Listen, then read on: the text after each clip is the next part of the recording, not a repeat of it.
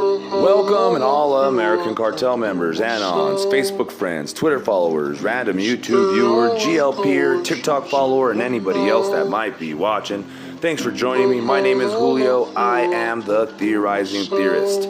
Let's dive right on in. Here are some actual facts about the vaccine and COVID-19 with sources. Save the post. Save your loved ones. COVID-19 is a virus that contains two spike proteins, S1 and S2. The virus itself does some harm, which is different than the damage the spike proteins do. So let's talk about the virus first. The virus functions similar to malaria, mechanical function inside the blood. It rips the hemes off of your hemoglobin, making your blood not be able to transport oxygen to your organs. This is why COVID causes organ failure and low oxygen levels. This is also why hydrochloroquine works against it. It prevents your hemes from being torn off your hemoglobin. When your hemoglobin is ripped apart, you end up with free-floating hemes that are toxic, as well as radical iron particles in your blood that your liver must remove. And when your liver gets overloaded, it is processed in the lungs, resulting in lungs becoming inflamed and filled with fluid. This is also why ventilators don't work. People are breathing fine. They are low on oxygen because they are low on hemoglobin. And no amount of mechanical breathing can increase the amount of oxygen the blood can absorb without hemoglobin, or however you say that. Point being, we have another update, I guess Friday, July 30th. COVID and the vax now on the spike proteins. When you get infected with COVID, the spike proteins go around infecting certain cells and injecting viral RNA, set of temporary instructions, and duplicating the virus. It takes about 1 week for your body to recognize the virus is bad and evoke an immune response.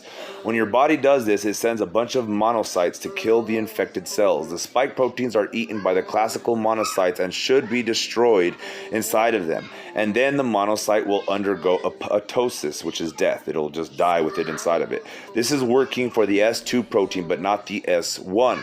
The S1 protein is being eaten by the classic monocytes, but it is making the monocytes change into intermediate and non-classical monocytes. And the S1 protein is not being destroyed in them, so they are refusing to undergo apoptosis, whatever.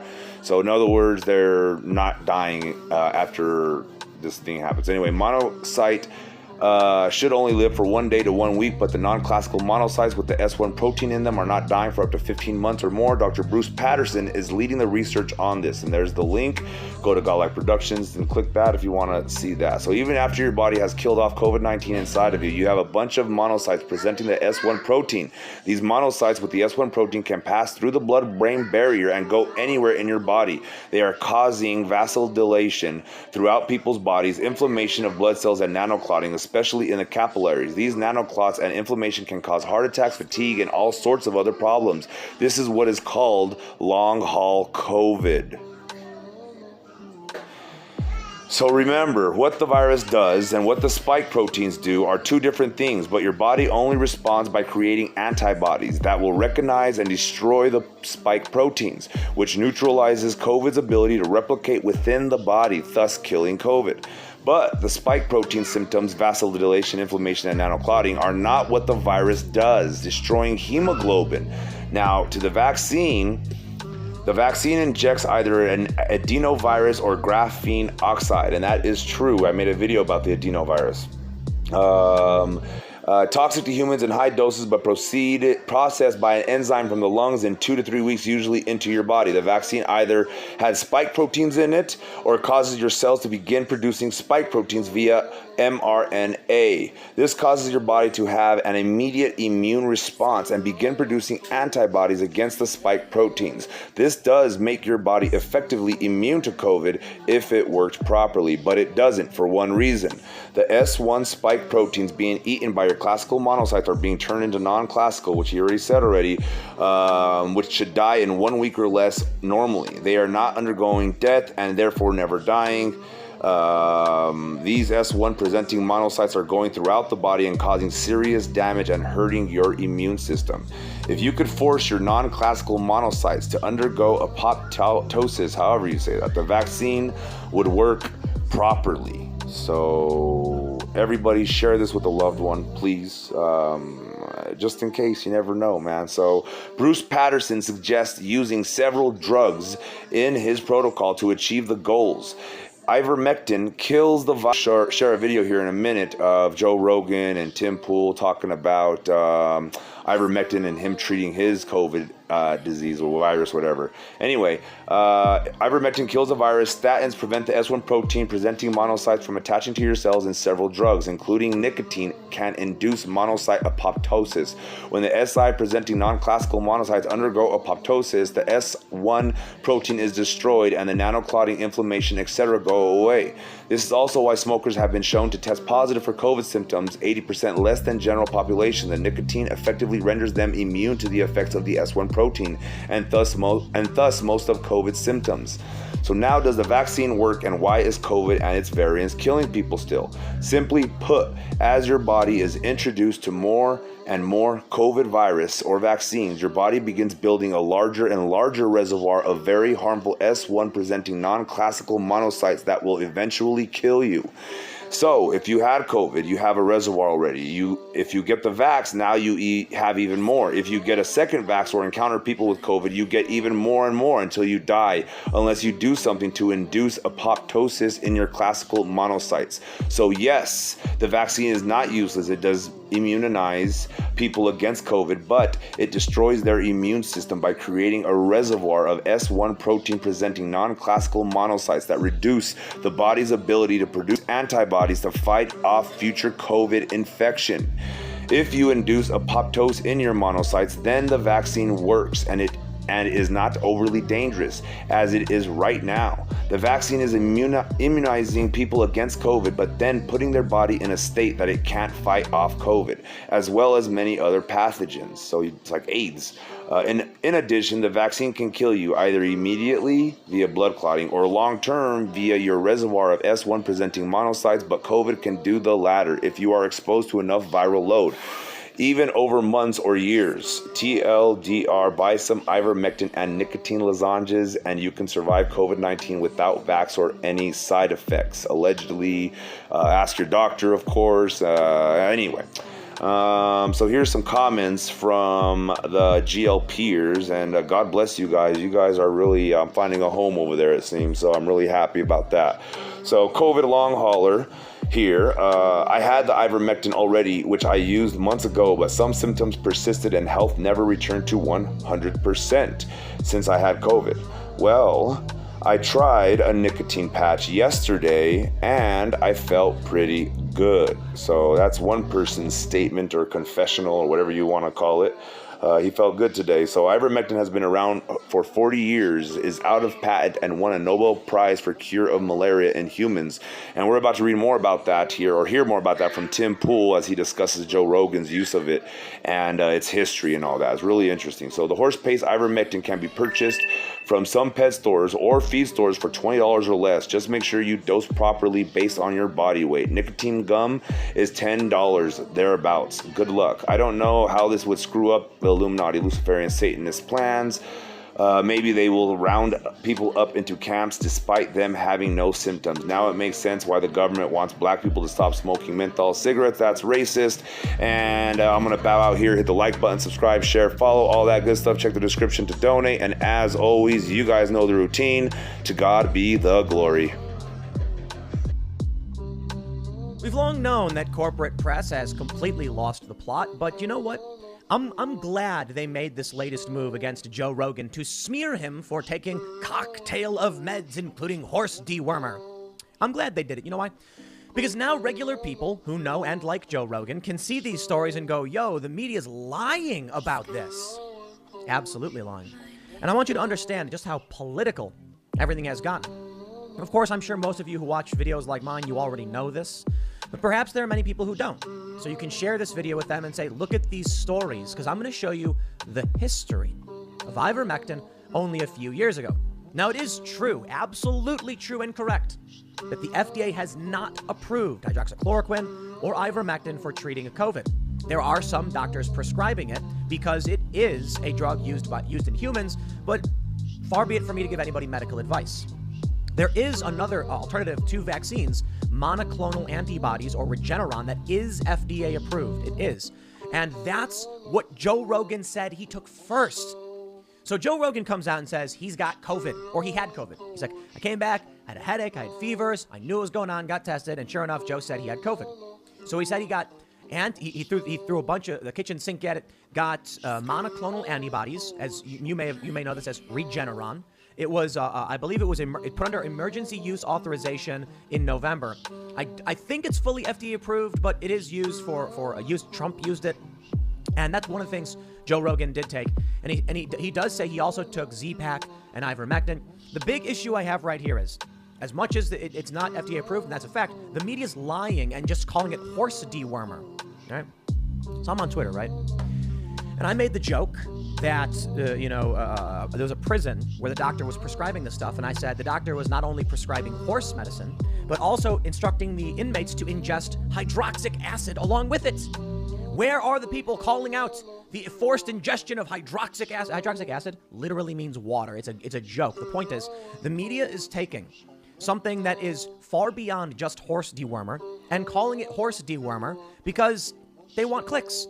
Because, listen, their whole goal is just, what can we do to shock people to make money? You know, we have the Cast Castle vlog, and every day we're like, we got to get a good thumbnail and a good title, and it's a vlog, so it's not particularly newsworthy. We got to get that hook. And there's a line between overt, deceptive clickbait and like punchy titles. And so we're playing around. But I'll tell you this, I get that vlogs use snappy clickbait titles for their shows, but why is the media doing clickbait? When the media is doing it on news stories, they are lying to you, making you believe insane crackpot BS. I'm going to show you the history of ivermectin for everybody who wants to understand this. And I'll tell you this. Look, the FDA approved the community vaccine. This was from USA Today Fact Check. And there's a lot of people concerned about legal distinction between that. And the Pfizer-BioNTech vaccine is FDA approved. They officially approved this is my understanding, because I did read through the letter. There's a legal distinction between the brand name Community and the Pfizer-BioNTech vaccine. Both have the exact same formulation. The Community brand is FDA approved, and the Pfizer-BioNTech brand is EU under emergency use authorization, but they are the exact same thing. So take that for whatever it means. I don't know, whatever. That's what the FDA letter said. The issue here is, you talk to your doctor. I'm here to talk to you about politics. I'm not here to advocate for any of this stuff, any medication. I'm just here to show you how the media is lying about this. But there's another story that I do want to talk about in this regard, and that's Candace Owens. She said that she was refused a COVID test because of her politics. Now, Newsweek, of course, calls her, anti-vax or whatever. Basically, she was trying to get tested for COVID, and this facility was like, no, we know who you are, and we will not allow you in this facility. And it's like, okay, you see what's happening here? People are going insane. The media is driving them insane. The media is literally driving people insane. I've been saying it for some time. Now you need to understand. And as long as YouTube and these other outlets force us to use broken and psychotic media, we're screwed, man.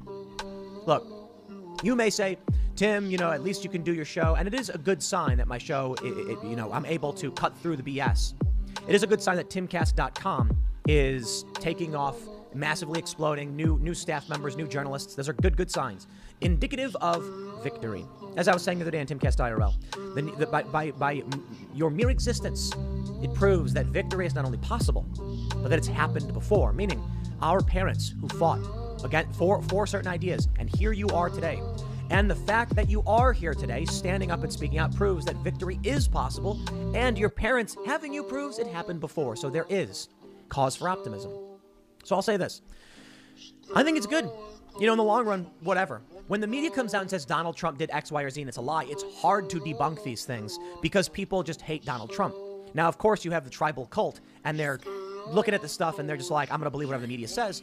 The important thing here is Joe Rogan is not controversial. The media wants to say he's a controversial podcaster, has COVID. He's not. He's the most popular podcaster on the planet. Regular people know and like Joe Rogan. He's not a far-right guy. He's actually kind of a left-wing guy, but he's like a regular dude in his demeanor and his behavior. That's why people like his show. And he's funny. And he gets some things wrong. And sometimes he corrects them. And sometimes his corrections are bad. What was it? When there was one story where he was talking about He said something like Antifa was starting fires in the Pacific Northwest, something like that, and then came back out and said he was wrong. It didn't happen. But the reality is there was one guy. So the mistake he made was using the plural. So anyway, I'm like, that correction was a mistake. But Joe's a good dude that people like. People love listening to his podcast. It's interesting, and he's genuinely trying to be honest with you. So when the media comes out and lies like crazy, now you've got something special. Because there are regular people. Okay, I went on the Joe Rogan podcast several times. I think I went on 3 times. And there are people who are like, I thought Tim was this, unbiased voice when he appeared on Rogan. And then I went to his channel and realized he's just a right-wing hack or whatever. Okay. You see, the issue is, on Joe Rogan's show, you have a lot of people who are uninitiated. Normies, regular people who don't know the detail of, say, like the Ukraine scandal with Joe Biden and the multiple investigations into Burisma for corruption that were ongoing and that were ended when Joe Biden demanded a quid pro quo. There are people who will hear me on Joe Rogan talk about basic things and talk about what's wrong with Trump and his behavior and the problems with the Democratic Party, and they'll be like, there you go. Then they'll come to my channel where it's higher level and more esoteric commentary, and they'll be like, what is this? Ah. So here's what happens. These regular people now, if you come to them and you say, hey, it's not true, Donald Trump, the very fine people thing is not real. Donald Trump did not call white nationalists very fine people. He said, quote, they should be condemned totally. They'll say, that's not true. I know it's not true. You're lying. I hate Donald Trump. Okay, now they're lying about Joe Rogan again, but this time it's much, much more obvious. So the way I see it is we need 1,000 more stories like this about Joe Rogan talking about horse dewormer, because then regular people who don't believe it and think you're being biased when you call out the media will be like, yo, they're lying about Joe. Joe fills stadiums. Him and Dave Chappelle, what do? They did a stadium show and like tens of thousands of people. Yeah. Rolling Stone says, crazy times. Joe Rogan got COVID and ate a cocktail of meds, including a horse dewormer. The only thing I can say is, who cares? It's none of your business if he goes to a doctor and a doctor makes a decision for him. That's it. I thought we were supposed to be all about bodily autonomy and pro-choice. And so if Joe Rogan went to the doctor and the doctor said, here's what we're going to do, I'm not a doctor. I'm not going to say anything about it, positive or negative. Just the media's lying about what's going on. Joe Rogan said he tested positive for COVID and then imbibed an array of drugs to try and fight it, including the horse dewormer Ivermectin. You see, this is the crazy thing. Did you ask Joe for a comment? Did his doctor recommend certain things? Regeneron. Okay, let me pull up Regeneron. Let's make sure we get all the facts here. Regeneron. They say on October 7th, Trump posted a 5-minute video to Twitter reasserting this drug should be free. The same day, Regeneron filed with the FDA for emergency use authorization. In the filing, it specified that it currently had 50,000 doses and that it expected to reach a total of 300,000 doses within the next few months. The FDA granted approval for emergency use authorization in November 2020. This is monoclonal antibodies. All right, right here, monoclonal antibodies. Regeneron's, they've got, I believe I thought it was FDA approved. Let me see if they've got anything up here. I don't know if it's fully FDA approved, but it does say it is for emergency use authorization and a treatment for COVID. Joe Rogan came out and mentioned he got a bunch of other drugs, Z-Pack and stuff, but the first thing he says is monoclonal antibodies. So did he go to the doctor and the doctor said, this is an emergency use authorized treatment for COVID and you should take it? And that was the real issue? And maybe the doctor said, here's why I recommend these things. Yo, for all you know, Joe Rogan went to the doctor and he was like, hey, I think I got COVID. And the doctor was like, well, take monoclonal antibodies. And then also for your butt parasite, here's ivermectin. I don't know. I'm not his doctor. But I love how the media plays this game. Check it out. You go to Google. Joe Rogan says he has COVID, took widely discredited drug ivermectin. Widely discredited? Ivermectin has not been approved by the FDA for use to treat COVID. I have had people on Timcast IRL who are proponents of it, and I have not been convinced. Okay, and there are people who very much think it's ineffective. But the truth is, we've got a story from Reuters. Oxford University explores anti-parasitic drug ivermectin as COVID-19 treatment. There are many studies saying they've seen positive results, and there are many studies saying they've seen nothing. There are some people saying the concern is people could take too much, the amount you need is too high, or ultimately it's just inconclusive because there's too many different studies. So a lot of people have said that they believe the reason ivermectin is being restricted is because if there's any alternative treatment, then they can't have their emergency use authorization for the vaccines. It is true, according to the FDA, if there is an approved and effective treatment for a disease or circumstance or whatever, then you cannot have emergency use authorization. But that isn't an argument, my friends, because they could just create an emergency use authorization for ivermectin if they wanted to. It's because there's conflicting studies. And a lot of people think there's some big conspiracy. I really, really don't. But I ultimately just don't think it matters all that much if someone's doctor makes a decision for them. It's none of my business. Monoclonal antibodies, Regeneron, are under EUA, I believe. So if you're like, they just want everyone to take the vaccine, then why do they have Regeneron available, okay? It's expensive, I guess. It is expensive, but it exists. If the reality was they didn't want there to be an alternate treatment, that they could still put ivermectin under EUA, emergency use authorization, and just like Regeneron is. I think the issue is they're still exploring it. It's not easy. I don't know what to tell you. I'm not a doctor. I'm not here to give you advice. Reuters says the University of Oxford said on Wednesday that it was testing anti-parasitic drug ivermectin as a possible treatment for COVID-19 as part of a British government-backed study that aims to aid recoveries in non-hospital settings. They say ivermectin resulted in a reduction of virus replication in laboratory studies, the university said, and in a small pilot showed giving the drug early could reduce viral load and the duration of symptoms in some patients with mild COVID-19.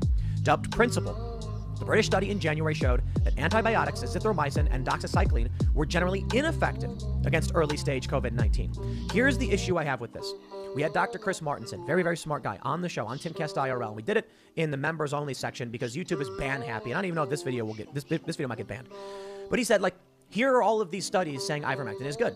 And I pulled them up, and sure enough, there are studies saying this, just like this one that says it reduces, viral replication. Then I simply Google searched, a story, and it said that those studies were bad studies. And I said, look at this. This assessment by university says those studies are no good because their methodology was bad. And he's like, oh, well, you can't trust that. And so then I pulled up a study that said, a bunch of studies that said ivermectin didn't work and was told, well, that science is bad.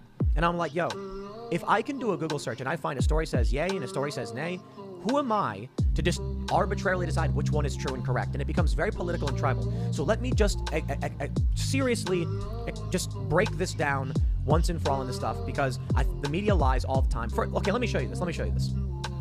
Newsweek. From 2015, ivermectin, drug for parasitic diseases developed by Nobel Prize winners, could also control malaria.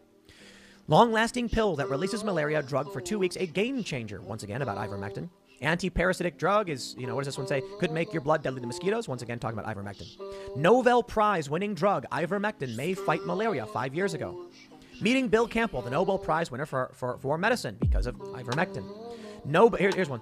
Nobel Prize awarded to 3 scientists for parasite-fighting therapies.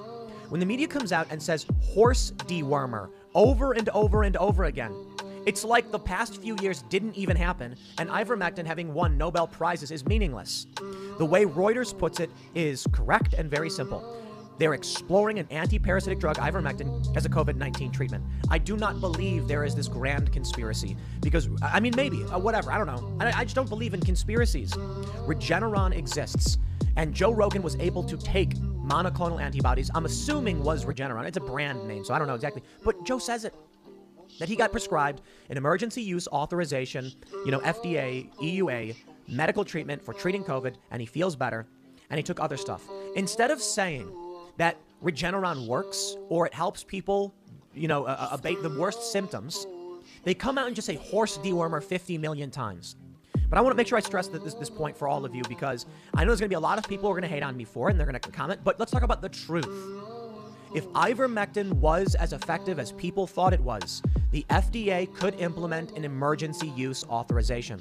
I believe, for the most part, that they don't know if it actually is going to work. In which case, they're like, okay, if we have to tell people, here are things that can help. What can we do? Well, they very heavily promote the vaccine, for one, despite them now saying there's booster requirements and things like that. I think that rocks people's confidence. Absolutely. You put all these studies out talking about the efficacy being reduced and then boosters being required, and people are going to stop, trusting it. But hey, guess what? They still have the EUA on these things because there is no effective treatment, right? There's no approved alternative treatment, which means you also have Regeneron, emergency use authorization. I hope you understand my point. Regeneron, the FDA believes, works. Joe Rogan took I don't know if it was exactly Regeneron, but he took monoclonal antibodies, which is what Regeneron is, and Joe Rogan feels better. I'm not here to play tribal politics. I'm not here to be like, the government is doing things because they're evil, or the Democrats. I'm here to criticize people who are hypocrites. I'm here to criticize the media. I'm here to point out that the Democrats will come out and say they're pro-choice all day and night, and that you should have full medical autonomy for your body. Unless it comes to vaccines, then there should be mandates. How about this? How about New York City implement a Regeneron mandate or whatever? Ultimately, let me just say, I don't know. I'm not a doctor, but I can easily point out at least one hole in the whole ivermectin thing, okay? Regeneron exists. It is an alternate to the vaccine in terms of treating COVID. Why wouldn't they do the same for hydroxychloroquine or ivermectin if they thought that to be the case? Some people say it's because ivermectin is cheap and people want to make money. Well, capitalism, man, profit motive and all that stuff, that I understand for sure. But I can't make those assumptions, right? I've talked to people about this. I understand there's a lot of people who are scientists, who are smarter than me, who make these claims. But am I just supposed to believe that there's like a good and evil going on and some people are lying for some reason and some people aren't? And these other scientists who are saying it was inconclusive are doing so because they want to help a private pharmaceutical company? Yo, you're getting deep and you're making some assumptions that I can't get to. By all means, you're free to believe whatever you want. Take everything I've said, and if you disagree with me, use that to arm yourself in future arguments and then have these questions ready. But ultimately what it comes down to is when the media claims ivermectin is just horse dewormer, regular people can see that.